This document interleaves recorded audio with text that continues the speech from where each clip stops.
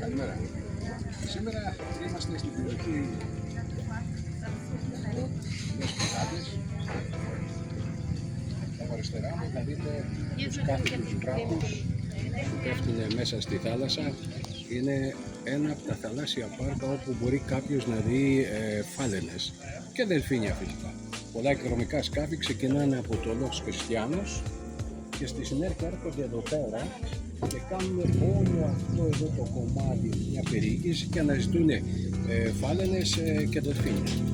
Πίσω μου, ακριβώς εδώ, βρίσκεται η Λαγκομέρα, η οποία είναι, για να σας δώσω καταλάβετε, πάνω στην έκταση, είναι περίπου 6 φορές μεγαλύτερη από τη Σκιάθο και ο πληθυσμός της ανέρχεται στις 25.000 κατοίκους, 58 κάτοικοι ανά τετραγωνικό χιλιόμετρο περίπου. Υπάρχει αεροδρόμιο στην καρδιά του Ατλαντικού και λίγο πιο δεξιά, σε αυτή την κατεύθυνση, είναι ένα από τα τελευταία νησιάκια του αρχιπελάγους εδώ πέρα, το Ελφιέρο, και λίγο πιο δεξιά είναι η Σάντα Κρούς ντε Τενερίφε, άλλο μικρότερο νησάκι, περίπου 2 φορές μεγαλύτερο σαν τη Σκιάθο.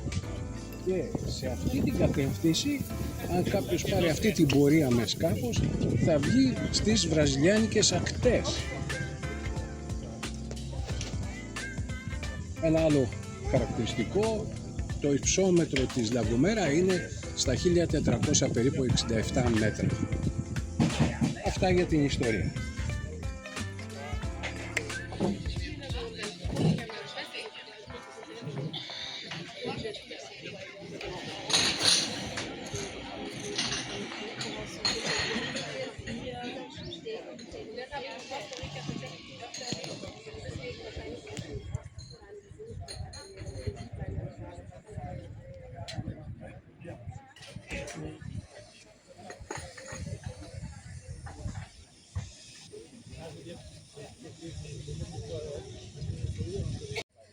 Κάτι που θα τα δείτε εύκολα όπου και αν γυρίσετε στον κόσμο, κάτι μοναδικό, είναι αυτό το πραγματάκι εδώ πέρα που βλέπετε.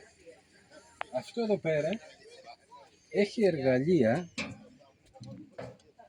προκειμένου να κάνετε κάποιες επισκευές στη μοτοσυκλέτα, στο ποδήλατο, κατά βάση το ποδήλατο, και εδώ πέρα υπάρχει και τρόμπα.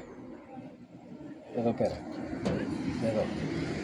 Κοιτάξτε τι έχουν σκεφτεί, μια λεπτομέρεια οι άνθρωποι, προκειμένου να κάνουν τη ζωή των δικυκλιστών στα νησιά. Πόσο απέχουμε. Τόσο απλό, τόσο όμορφο, τόσο πολιτισμένο. Μιλάμε για κράτος το οποίο έχει πολιτισμό. Τα λόγια περιτεύουν. Γεια σας παιδιά. Εδώ πέρα είμαστε στο La Caleta de Attecho, ένα τουριστικό αξιοθέατο το οποίο πρωτοεμφανίστηκε στα τέλη της δεκαετίας του 60.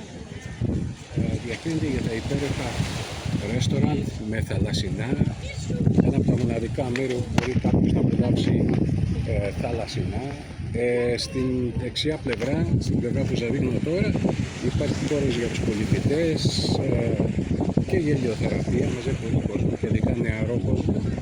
Καθώς επίσης υπάρχουν και από την αριστερή μεριά, όλο εδώ πέρα το διάδρομος είναι για τους περιπατητές, εκτείνεται σε χιλιόμετρα, υπάρχουν ταβερνάκια, ωραία ταβερνάκια, να πιείτε την πύρα σας με φόντο τη Λαγκομέρα